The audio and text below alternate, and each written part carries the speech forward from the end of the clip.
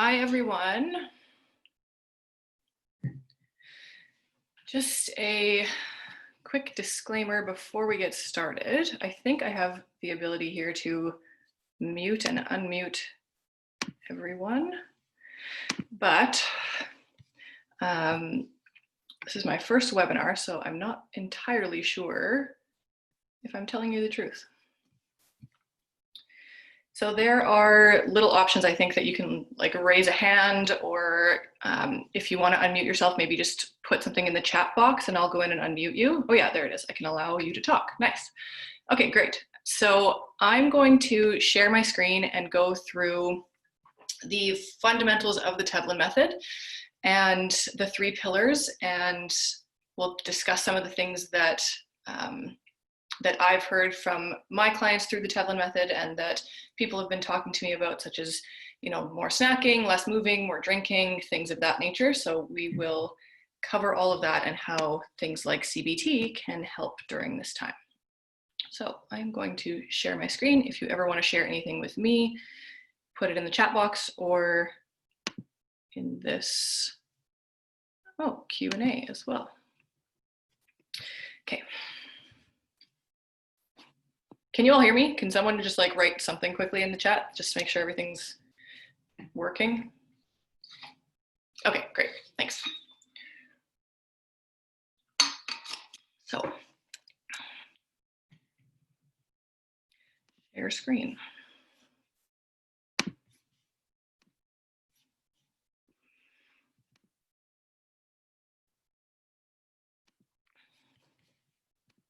Oops, sorry.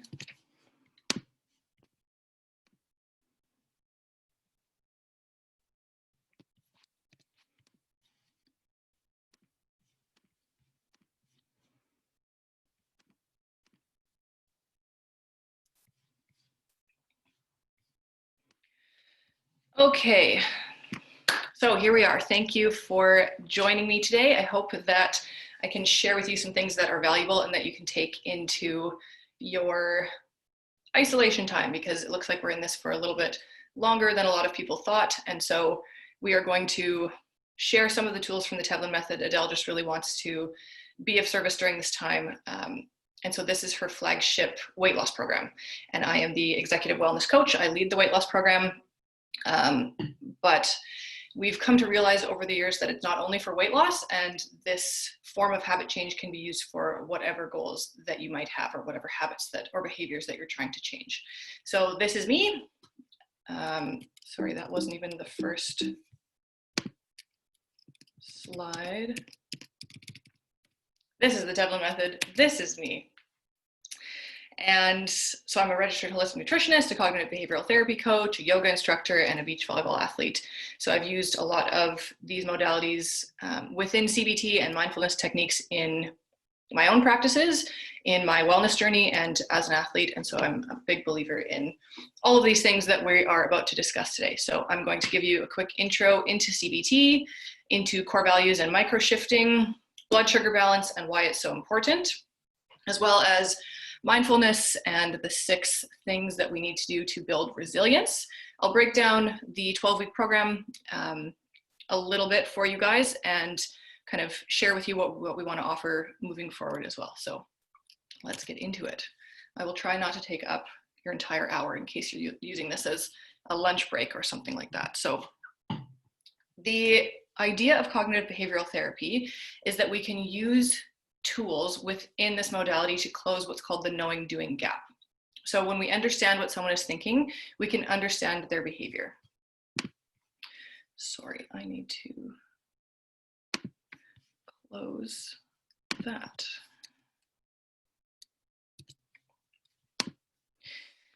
And so within CBT, it is known that our thoughts always predict our behaviors. It is often said that the situation determines what our resulting behavior will be, but we know from practice that our thoughts are always the determining factor in the resulting behavior, because our thoughts produce certain emotions, and if we can better understand our thoughts, we can better predict what our behavior will be. And so the idea is that 2 people can be in the exact same scenario, and have completely different thoughts about the situation that they're in, and therefore have different emotional responses and different resulting behaviors. So this is the main idea of cognitive behavioral therapy, that the situation is simply the trigger and not the main factor in the way that we act. So the situation is a trigger, and after that we have an automatic thought or a permission thought.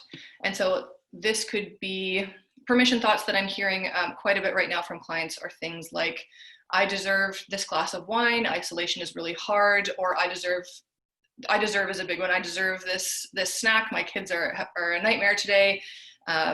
Or there's automatic thoughts that are a little bit more self-deprecating, such as I'll never be able to lose weight, or I'm a failure. And there's a lot of situations that are rooted in kind of the not enoughness factor. And so these permission thoughts and automatic thoughts lead to a vicious cycle, because if we have thoughts like, I'm never going to be able to lose weight, the resulting emotion from that thought is maybe anxiety or some depression type thoughts. It leads us to eat more potentially, which puts us into a vicious cycle of proving our own thought. It's a self-fulfilling prophecy in a way, because if we don't believe that we can do it, we will find whatever the scenario is that will prove to ourselves that we can't do it. So when we're caught in a vicious cycle, the most important thing that CBT says to do is create a new balanced thought, or something that can act as a pattern interrupt for you. So a lot of times this is done through something that we call the 4-factor model, and I sent that along in the email beforehand. And so the 4-factor model and the actual versus ideal worksheet are things that we will move through in this masterclass. And they're big tools that we use in Adele Wellness all the time, regardless of whether you're after weight loss or drinking less or whatever the scenario may be. We want to create a balanced thought that will snap to mind as quickly as your automatic thought does, that you believe to be so true. So the pattern interrupt, or the balanced thought, comes from the process of the 4-factor model. And so does everyone have either their sheet printed or something in front of them that they can write on? Because the 4-factor model, I'll explain it, and then I'll give a few minutes to run through your own scenario. And if you have any questions about your scenario, we can go through that as well. I'm just going to check the chat. Yes, great. Okay.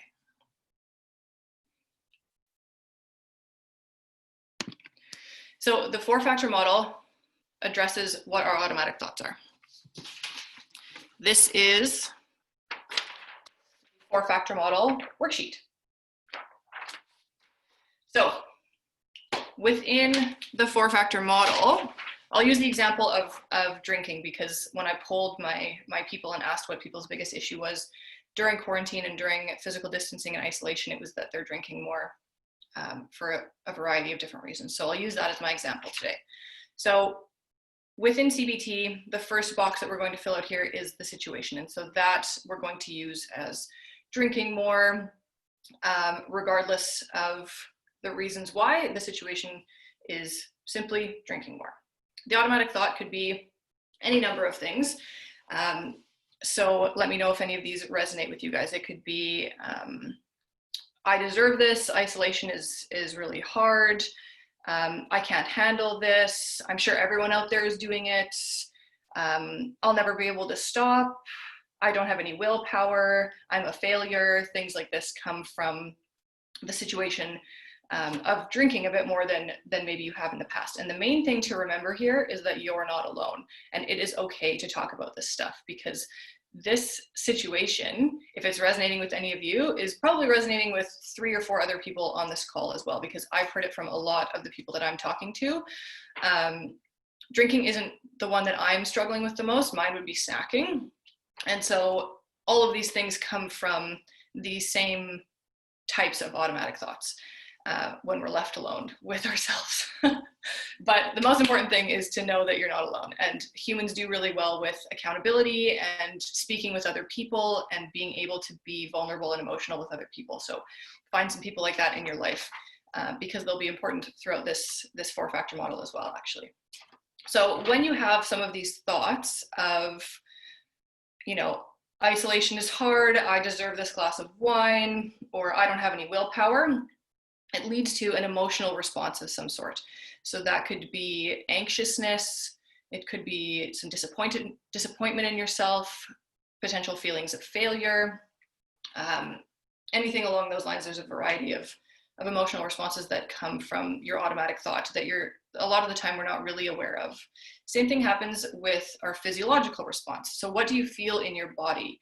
When people get anxious, sometimes they feel a tightness in their chest, or butterflies in their stomach, or sometimes there's tears, increased heart rate. All of these things are physiological responses that if you can't recognize that something is happening emotionally, maybe you can recognize that something is changing within your physiology. So once you've recognized what's happening emotionally, what do you feel in your body, the next question we can answer is, what is the resulting behavior? And so if you are drinking more, feeling badly about yourself, maybe having a good cry, maybe your heart rate has increased, the resulting behaviors from that will be to potentially eat more. A lot of people, when they're drinking more, are eating more as a result, or they're sleeping less and setting themselves up to eat more the next day. This is the vicious cycle that we talked about in the last slide, because it is proving to ourselves that we can't do it. And one of the concepts that is something that I'll talk about in a little bit is called self-efficacy, and it's an important factor in building resilience, but it's also important in this process as well, because our pattern interrupts need to be putting us into an upward spiral. And self-efficacy is the idea that we want to continue to show up for ourselves so that we can believe and start to believe that we are capable of achieving what we want to achieve. And that only comes from practice. We have a few athletes on this call, and I know that you would never, go into a game or a match without having practiced before, but we expect to be good at so many of these relational things or emotional intelligence without having any practice. And so practice is a big part of this, and builds your self-efficacy over time in a positive way, because self-efficacy, when we are caught in a vicious cycle, is kind of building your negative self-efficacy. And just like you can be in a negative spiral, you can also be in a positive spiral.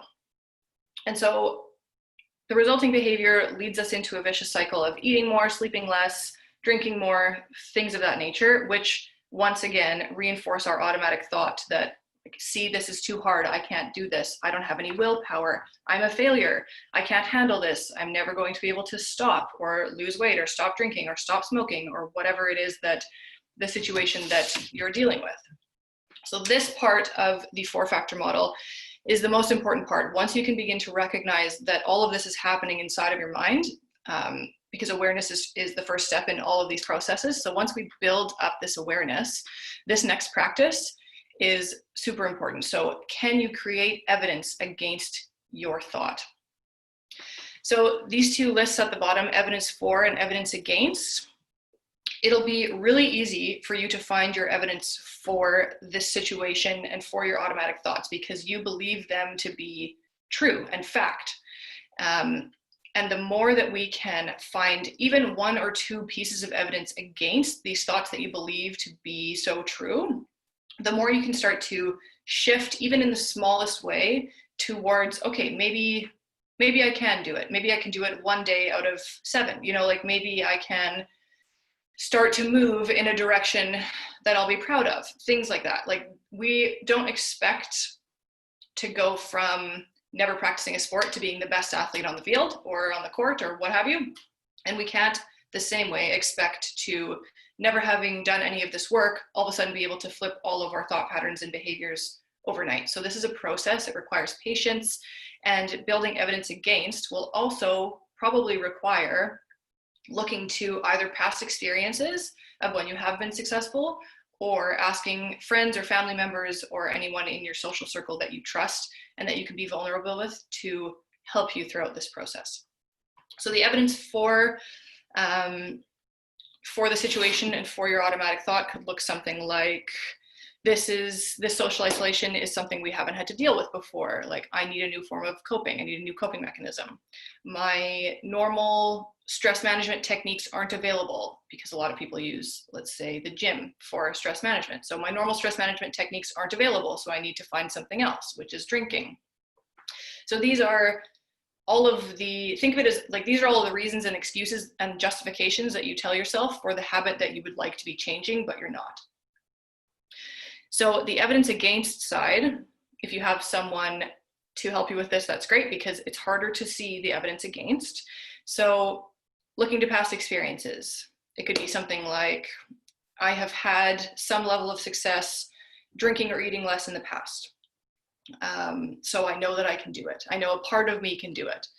It could look like, I have never needed drinking the way I feel like I need it now. There are other self-care practices that I could be engaging in, things like that, that can start to shift your way of thinking into like, okay, I need this thing, versus, okay, there are some pieces of evidence on the other side, like past experiences, that prove that perhaps my thought patterns aren't completely true.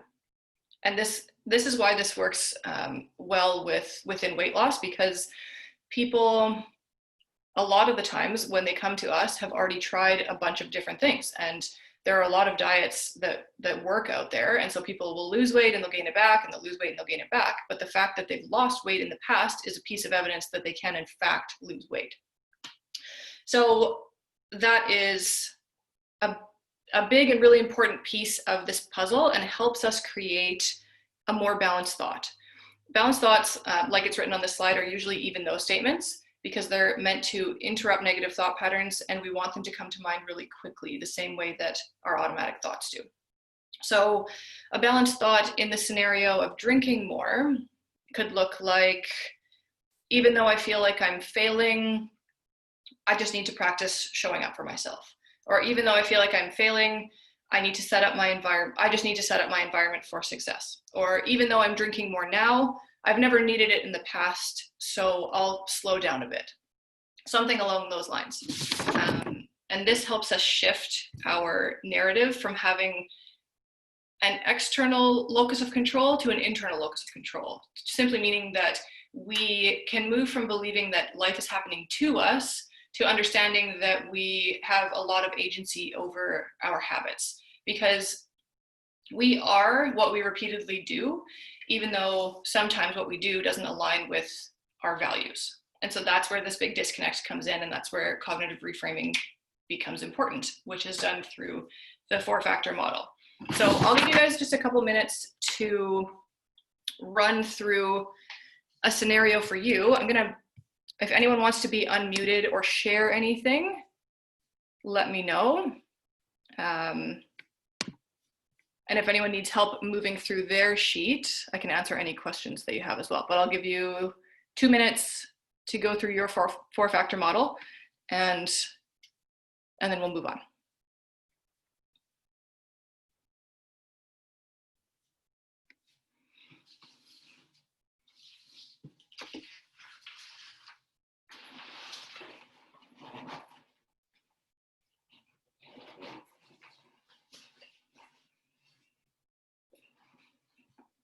Also, just want to thank everyone for showing up today and giving me a reason to put a couple curls in my hair. It's nice to look like a human again.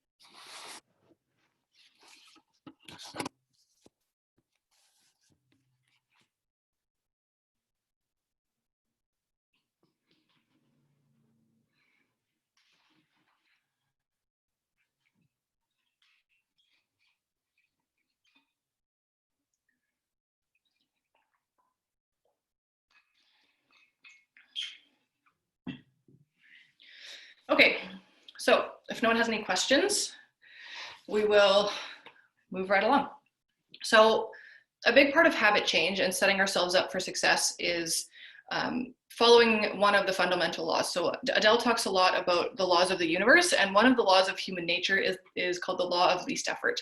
And so we need to set ourselves up for success by setting up our environment in a way that we want, in order for it to be less effort for us.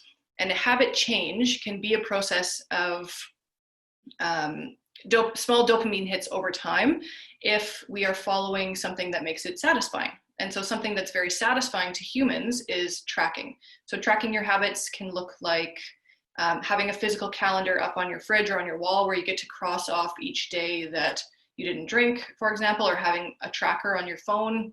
A lot of my clients are doing that right now, where they'll have like a challenge for themselves, like 30 days alcohol free, and it counts it down in the corner of their phone so that they can see it. It's visible to them a lot of the time.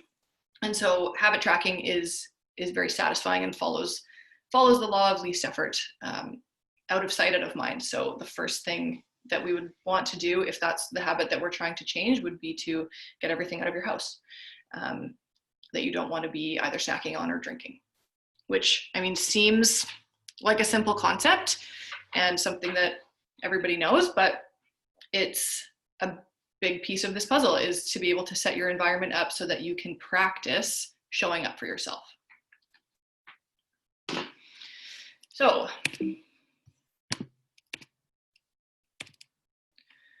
Socratic questions are a way in which we can begin to further challenge our thought processes.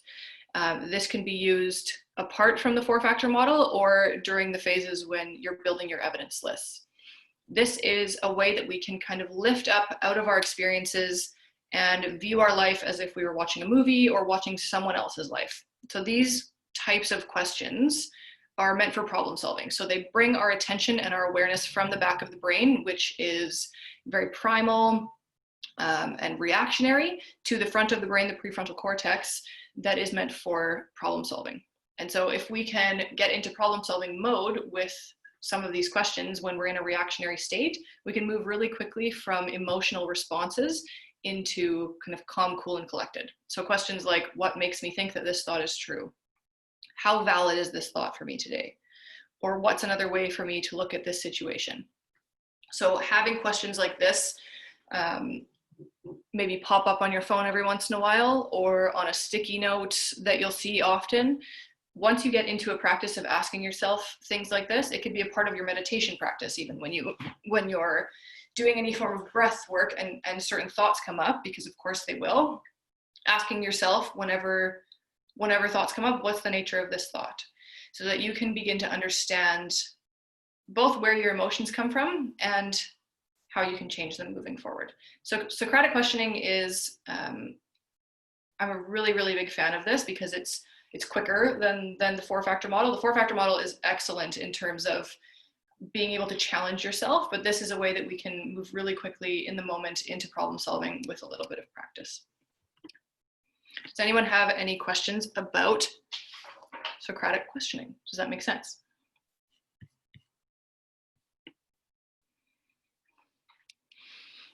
Okay. So core values help us to understand where our priorities lie in any given time. And so this is what we call the wheel of life. And so health and well-being, family and friends, social and cultural, spiritual and ethical, mental and educational, and career and finances kind of make up the picture of where our mindset is. And it is said within psychology that we can only really operate out of our top 3 core values at a given time. And they can change over time. They will change over time. They'll change, from week to week or from day to day. But understanding where you are right now will help to reduce some of the frustration that you might be feeling, for example, because in isolation, let's say you have kids at home and you are trying to focus on health and well-being, but you know that the majority of your focus needs to be in the family and friends category because you need to be entertaining them all day, and you need to also focus on career and finances because of the current financial situation that that a lot of us are in right now. And so maybe health and well-being kind of falls lower on the totem pole, and you're frustrated with yourself that you're not putting in more effort to get in some form of daily movement or eat better or any of these things that you say that you want to do, because it's simply not one of your 3 core values at this time, and that's okay. But beginning to understand where your attention may be will be really helpful to move forward and to make goals that fit within the direction that you're going. So this is really good for us to begin to journal on and understand. So I would take maybe a piece of paper, draw a circle, and draw these categories on it, or I can send it to you afterwards if you'd rather do it later. But essentially you can shade in each one of these pieces of the pie up to whatever level you think that you're putting attention into that thing right now. And my biggest piece of advice for people when dealing with core value work would be to check off 2 of your 3 core value boxes before noon. That way, if, let's say, the second half of your day or something happens in the afternoon and your day explodes and isn't the way that you want it to be, you can still consider your day to be somewhat of a success because you got a couple of your big core values basically out of the way or checked off within the first half of your day. So an example of that, I'll use myself. So health and well-being and family and friends are usually within my top 3. And so with that, I'll make sure that I get my workout in the morning and call my mom or call my sister or call a friend, something like that before noon. So then, let's say my boss, let's say Adele yells at me in the afternoon, then just kidding, she doesn't yell at me. But if she yells at me in the afternoon, then my whole day doesn't need to be derailed, and I can still consider it to be a success because I've taken care of myself and what's important to me in the beginning portion of the day. Microshifts and consistency. So the idea of microshifting is really important, and I feel like I'm harping on this a lot, but it's important for us to understand that this is a process, and microshifts, if we are here and you're only changing your habits incrementally by, this much each day, this leads to 2 dramatically different life paths down the road. So whatever micro shifts and small habits you're changing now will lead to a completely different life trajectory in a year from now. And so that's why micro shifting, even though a lot of the time it seems like you're not doing anything at all, is actually making a huge difference in your life. And so this is where our actual versus ideal worksheet comes in. And so this is just a quick journal exercise that we'll do. And it is essentially, we want to write out our actual self first, so the one on the bottom. And there you want to be as objective as you possibly can. So write out everything about you right now that could be said in a court of law, essentially. So my name is Megan, I'm 30 years old, this is what I do, this is what I'm all about, like these are things that are facts about me. And then when you move yourself up to your ideal self, see there's little arrows along the side because you're moving up, you're evolving into your ideal self. This is the category where you want to use adjectives and words that make you feel good. So if right now my actual self is being in a job that I don't really love, my ideal self would have some sort of sentence that's like, I have financial freedom, I wake up with purpose, I'm doing work that I love and fulfills me, something along those lines that you can attach feeling to.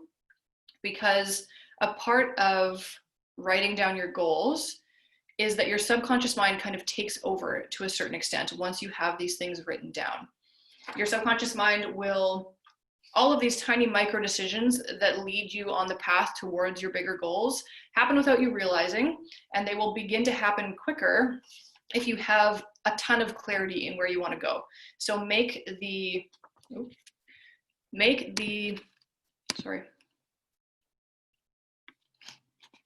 ideal self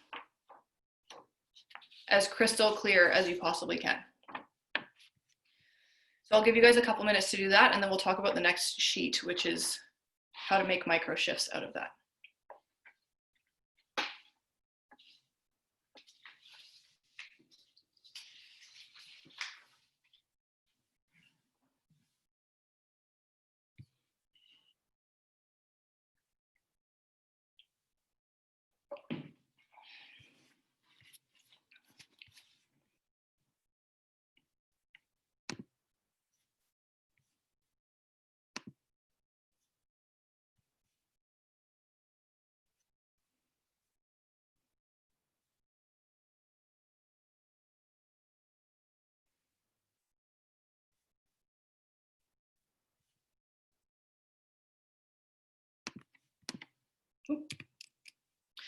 Okay, great. So the second part of your actual versus ideal sheet is your microshift card.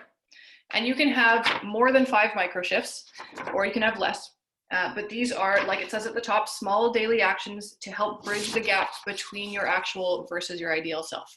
So a lot of the time when we're dealing with weight loss, it would be, your microshifts would be things that seem almost too simple, but they need to be things that you can do consistently.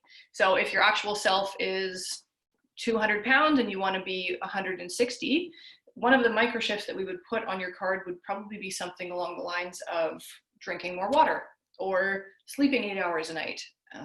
Something that you know that you could and should be doing anyway, that you're like, of course I can do that. And then you will. Instead of it being, you don't want to have something on your microshift card like, if you're not working out at all right now, you don't want to put workout 7 days a week on your microshift card, because that is not a micro shift. That is a big shift from where you are right now. So we want to make this realistic so that you can be consistent, and consistency goals are a big part of health. You want to be able to look at your week and say, okay, great, I did that thing on my microshift card 5 out of 7 days. I get to check that, feel good about it, start my new week with more self-efficacy, with the feeling that I can continue to achieve steps towards my greater goal. So let me know in the chat, or if you want to be unmuted, raise your little hand. And if anyone needs help with any micro shifts from their actual versus ideal self, let me know.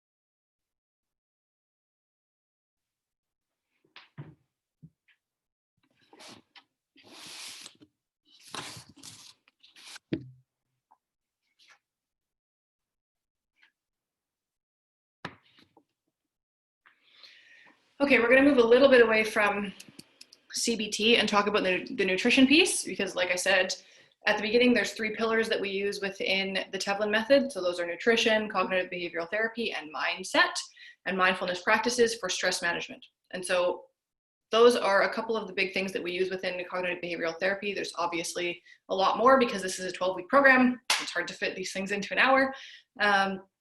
But I wanted to move on to the most important thing, in my opinion, in the nutrition category, which is blood sugar balance.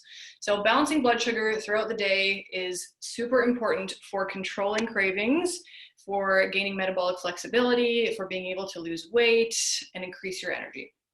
So the first thing that we address within our program is macronutrient timing. So we like to follow what's called a carb backloading program, where you would have your carbohydrates only with dinner. So you would either be following an intermittent fasting protocol or sticking with protein and fat for breakfast, because these things are going to keep you the most stable. So our cortisol is highest in the morning, which means our insulin response is also highest. So if we are having a muffin for breakfast or a bagel for breakfast, we get this big spike of insulin, our blood sugar spikes, and then that's why at 10 a.m. a lot of people need a coffee and a muffin. And then you spike back up, and then you're back down, and your whole day is just riding this blood sugar roller coaster, essentially. So we want to focus first and foremost on balancing out blood sugar to reduce inflammation, because if your body has to worry about fighting inflammation, it can't worry about losing fat, and you can't really build the body that you would like to have. And so, and same goes with energy and mindset and mood and all of these other things. Like blood sugar balance has a big effect on the health of our brain as well. So it's not just about weight loss, even though that's the majority of what, like, people want to change outward things usually first, but this has a large effect on our mood and is a big buffer against things like anxiety as well. So macronutrient timing, you're going to stick to protein and fat sources for the beginning portion of your day, either breakfast and lunch or just lunch if you are intermittent fasting. So that could look like a couple of hard-boiled eggs and a half an avocado for breakfast, a big salad with some protein and olive oil for lunch, and then your carb would be reintroduced at dinner.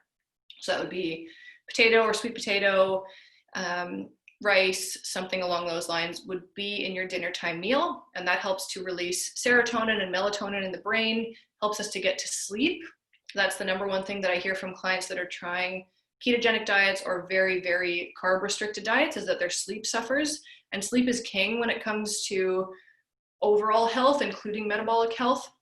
So if our sleep is suffering, our hunger hormones for the next day are all messed up, and we want to be able to get proper sleep. And so that's why we reintroduce carbs with our dinner time meal. So it'll help to fill up your glycogen stores if you had a workout that day, helps to release these hormones that help us get to sleep, decrease sleep latency, and set us up for success the following day. So macronutrient timing is the first thing that we want to address in terms of blood sugar balance. A couple other things that I really love are incorporating bitter foods or foods that we know can help with balancing out blood sugar as well. So those are things like apple cider vinegar, adding some cinnamon to your coffee in the morning, bitter melon extract, anything, grapefruit, anything that's bitter will help to balance out our blood sugar as well. So this is kind of like a hack, if you want. I know that's kind of like a buzzword, and people want hacks all the time. So that's one that you can try out. Include, a spoonful of apple cider vinegar in some sparkling water. It's actually not that bad. Don't knock it till you try it. And that will do wonders in terms of helping you feel stable and keeping stable energy throughout the day. Cold thermogenesis is one of my favorite things and really helps to balance out glucose. And it is essentially, we're mobilizing some of the white adipose tissue in the body through cold thermogenesis. So there's two different types of fat cells that we have. So there's brown adipose tissue and white adipose tissue. And we can turn white adipose tissue into brown through cold thermogenesis. And brown adipose tissue is the fat that we can use for metabolism and for heating us back up. And the white fat is the visceral fat, the fat that we don't want. So with cold thermogenesis, that could look like taking a cold shower, doing some form of cold plunge in the morning if you have a pool or you live near a lake or something along those lines. Cryotherapy, ice baths. You can have an ice pack on the back of your neck while you're working or watching TV. The places that are most susceptible and have the most white fat tissue are the collarbones, back of the neck, and around the kidney, and anywhere along the spine. So incorporating, an ice pack on the back of the neck doesn't seem like much, but you're doing a little bit to help to balance out your blood glucose and help to mobilize some of that white fat into brown fat. So that was kind of a big chunk of blood sugar balance all at once. Does anyone have any questions with that, or wondering how they can incorporate that into their own lives, or any questions about macronutrients? Sometimes I go way too far off the deep end, and people, macronutrients are proteins, fat, and carbs, in case anyone doesn't know that. So if there's any other questions about blood sugar balance, let me know.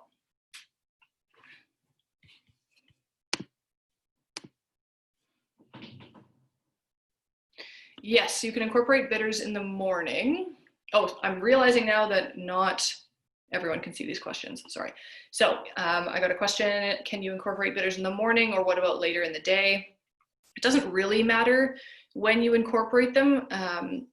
Bitters anytime will be beneficial. I'll sometimes have, my cinnamon in the morning, apple cider vinegar midday, and incorporate something like bitters into my sparkling water at night. Like I love this stuff, so I'll kind of put it in different places in my day, whenever fits into your day, so that it's not a nuisance, because the thing that you do most often outweighs the extreme things that you won't ever do. So incorporate it whenever it fits into your schedule the easiest. The one thing I would say in terms of blood sugar balance is that doing some longer form of cold therapy in the morning seems to have the greatest effect on stabilization of blood sugar for the remainder of the day. So if you can get, a 5-minute cold plunge in the morning, that is hugely beneficial. But, oops. So blood sugar balance is the first thing that we address within the Tevlin method. There's also kind of other principles that we like to follow, such as the Pareto principle and the rule of 80-20. We have something called the 80-CD rule that's kind of a framework for if you have client dinners or if you have dinners out at a restaurant and you're unsure what to eat. So there's a lot of different nutrition things that we tie into this whole framework. And they can be incorporated, like I said, both for any sort of mood disturbances or if you're looking for body composition changes. So the next area is mindfulness and stress reduction. And we want to be able to lower cortisol before meals to set ourselves up for success. It is super important to be able to get into a parasympathetic state when we're eating. If we are in a sympathetic state, which a lot of us are, that is our flight. Oh my gosh, so hard to say these in a row. Fight, flight, or freeze. And this is when we're super stressed, which a lot of us are more stressed than usual these days, and our blood leaves our digestive system, goes to our limbs, so we're ready to get out of there.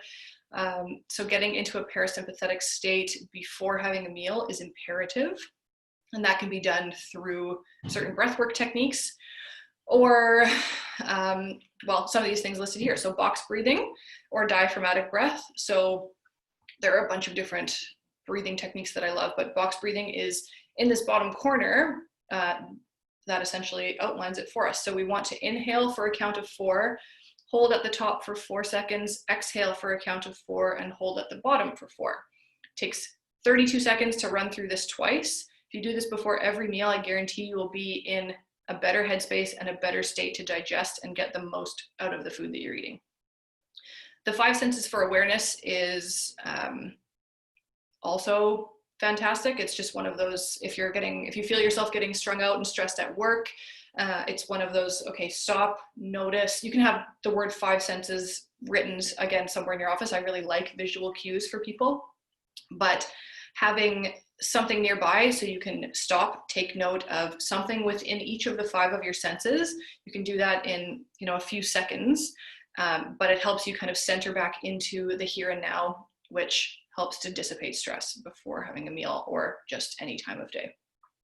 Getting out in nature is another big one that a lot of us are not able to do as frequently or as readily as we were before.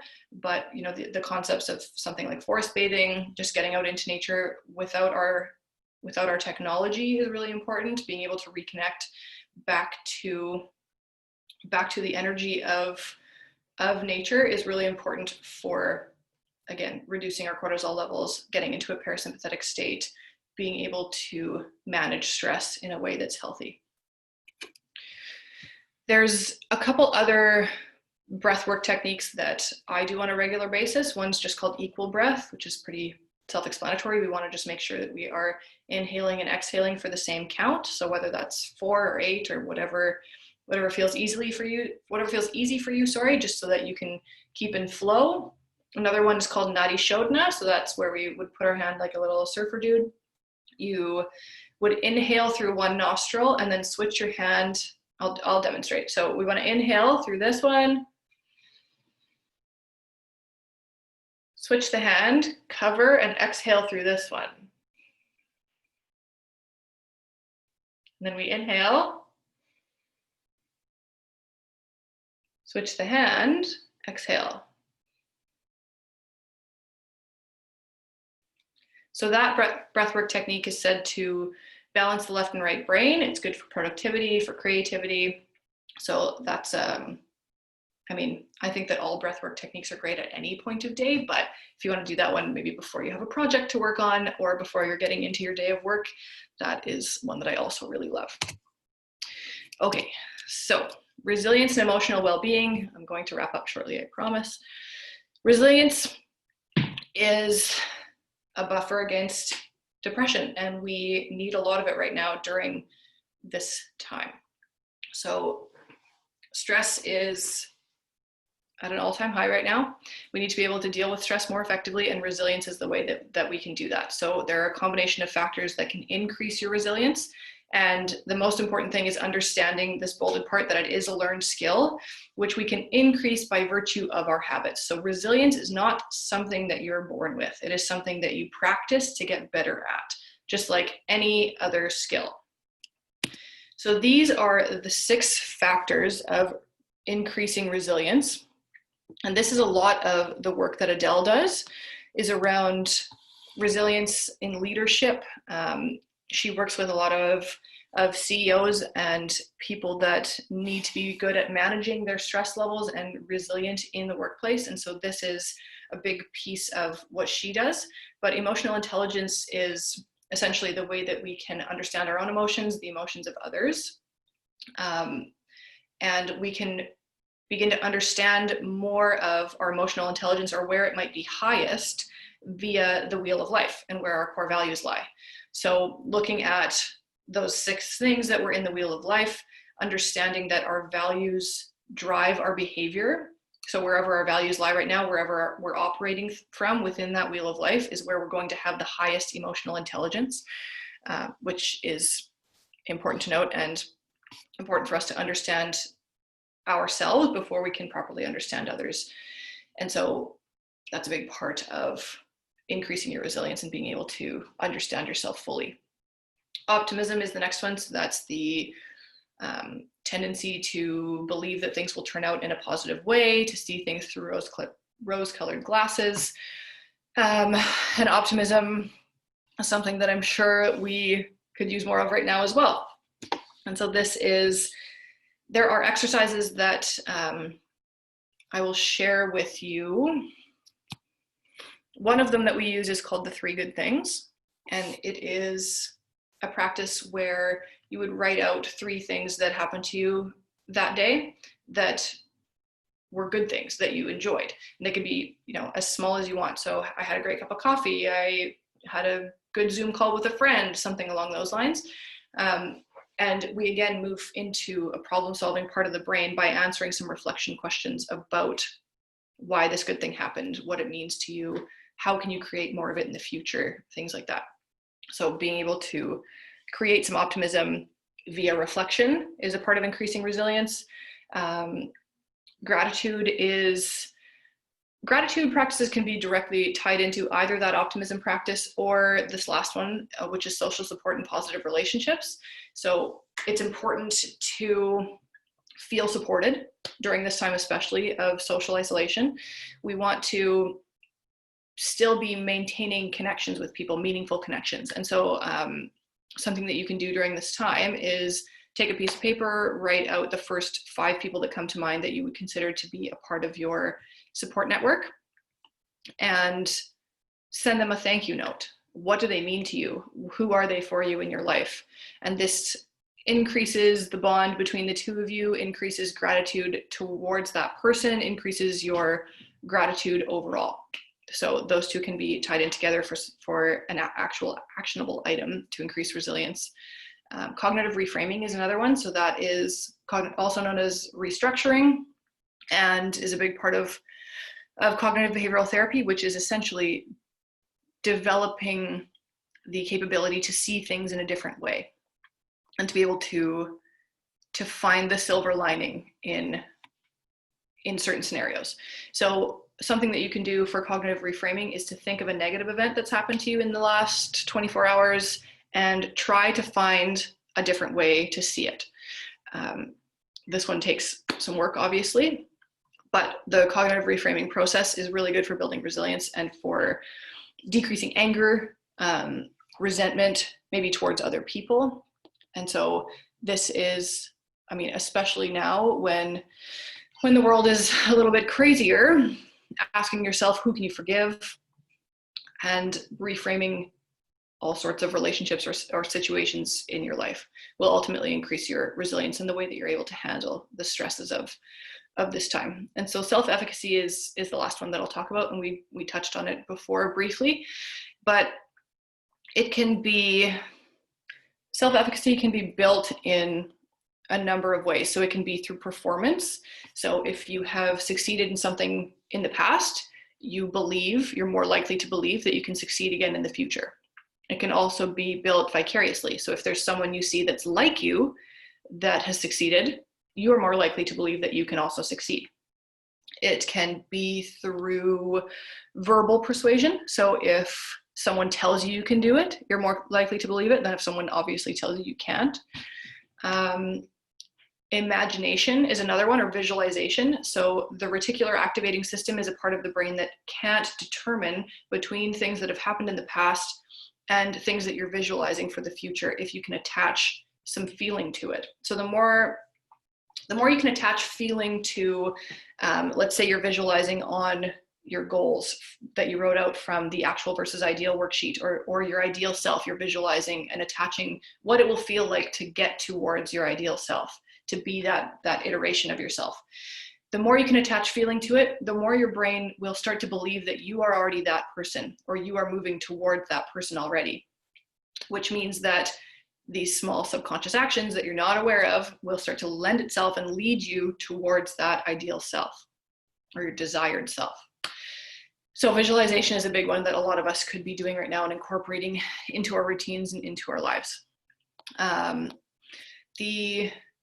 The last one is, for self-efficacy, is simply affected states. So do you feel negative or positive the majority of the time? Because if you have a tendency to be more of a negative affect and kind of view everything as a negative spiral, that will also lead to less resiliency. So being able to shift your way of being and your way of thinking into positive affect will lend itself to a positive upward spiral, which can be done through things like visualization on and towards your ideal self. Okay, sorry, that was a lot. And I feel like I'm talking quite fast. So if there is anything that you have questions about, please don't hesitate to let me know. I'm going to just touch really quickly on the 12-week program.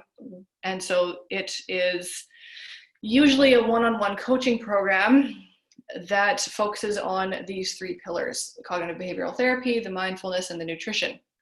So these three components are covered to truly make it a sustainable lifestyle shift, instead of it being just another one of those, like crash diets if you're after weight loss, or something that you do for a couple of months and then go right back to the way that you were before. We really work together to ensure that you are putting in place habits that will last and are sustainable for you and are realistic in your lifestyle.